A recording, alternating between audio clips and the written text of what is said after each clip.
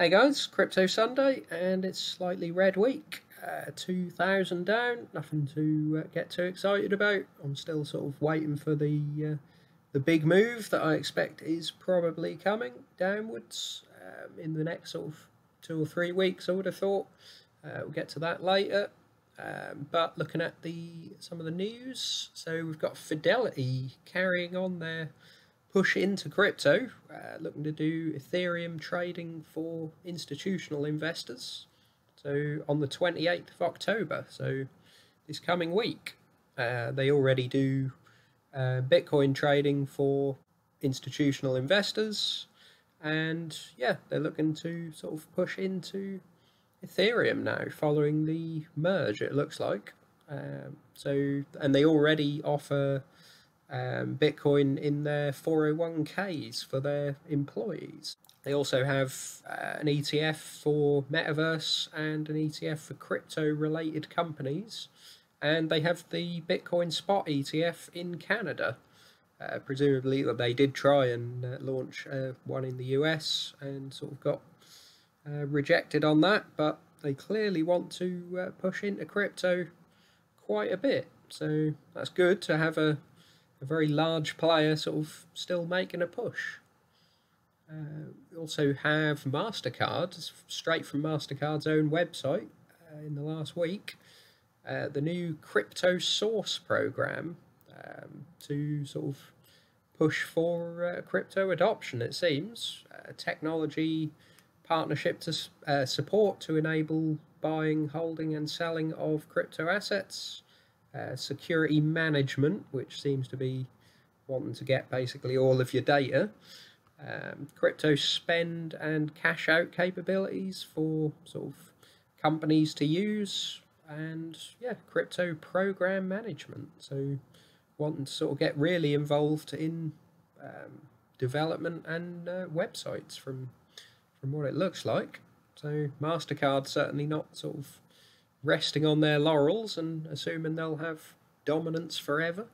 Obviously, Visa are sort of still the biggest, but MasterCard are sort of fairly safe number two. So yeah, I thought that was pretty interesting. Good to sort of see what comes out of it. They also note 29% of the respondents to their survey held crypto as an investment, which is quite high. Not entirely sure who they're surveying. And 65% basically want their financial institution to offer crypto in some way. So bullish potentially. And yeah, slight word of caution. There's sort of rumours going around that Hex, which I don't talk about very much because it's not something I'm keen on, sort of rumours this could be the next Terra Luna. I think this is probably a bold claim. From the sounds of it, it wouldn't sort of happen if this were to collapse. It wouldn't be the same as Terra because it's not sort of run that way and it has locked coins and that sort of thing, so it would be a sort of slow collapse. But yeah, this sort of there was an interview with Richard Hart, the owner, and sort of there's been rumours and accusations that because they're sort of splitting into a new or sort of offering a new coin, the Pulse chain, and yeah, there's sort of rumours that he's sold off the Bitcoin and Ethereum that was used to sort of buy the original Hex and sort of drained the addresses that are used to collect the fees. Obviously, he didn't respond, they never would. But yeah, just sort of, this may be sort of nonsense, but yeah, slight word of caution. I've never really seen the point of Hex. Didn't seem to offer sort of anything else that other coins don't already offer with a more sort of quality reputation. So yeah, just a word of caution. And yeah, I think it's worth just sort of refreshing ourselves on the exchange balance. So this is the sort of long-term, nearly sort of 5-year balance on all exchanges. So sort of from the 2018 bear market, price was sort of coming way down and the amount of it on exchanges was sort of rocketing up. and this pretty much peaked during the sort of pandemic time, and has then been coming down ever since. This was sort of round about the time of the halving as well, and yeah, normally sort of you might expect sort of during a bear market for coins to be coming onto exchanges, and we've sort of seen the opposite. So you just sort of come into the more zoomed in view. So this is this year, and yeah, even while sort of price has been coming down, there's been a few sort of spikes up. So you can see there was a sort of reasonably big sell-off there, and you had a spike up onto exchanges, people sort of dumping their coins, unsurprisingly. But yeah, you then sort of had this all come back off again, and you have seen a very large drop in sort of the last couple of weeks. So yeah, interesting to see where this is all going. This could be going into sort of decentralized exchanges that aren't, I don't think, are reported here. Could be going into ETFs, which wouldn't be reported here, which is, I would say, is a good thing anyway. That just means more sort of institutional adoption, or sort of even retail adoption of ETFs, the sort of Canada ones and Europe ones and that sort of thing. So yeah, they seem sort of pretty good. And any holders of Coinbase, you can see sort of where a lot of this Bitcoin is going, or where it's leaving, at least on the exchanges. So sort of end of last year, Coinbase had 3.75% of the Bitcoin on all exchanges, and this has sort of trickled down, and they're now sort of at about 3%, slightly less than 3%. So yeah, people aren't keen on Coinbase. So for anyone holding the stock, I have sort of maintained this for quite a while, that they're sort of going to get eaten alive by competition, undercutting them and that sort of thing. So yeah, I can't imagine having sort of less than 3% of the exchange balance Bitcoin is that good.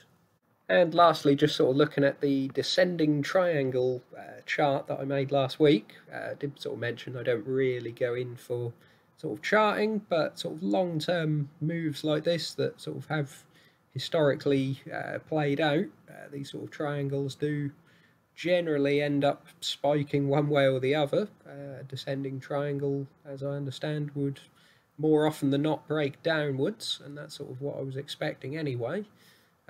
Yeah, this is sort of near enough right to the end.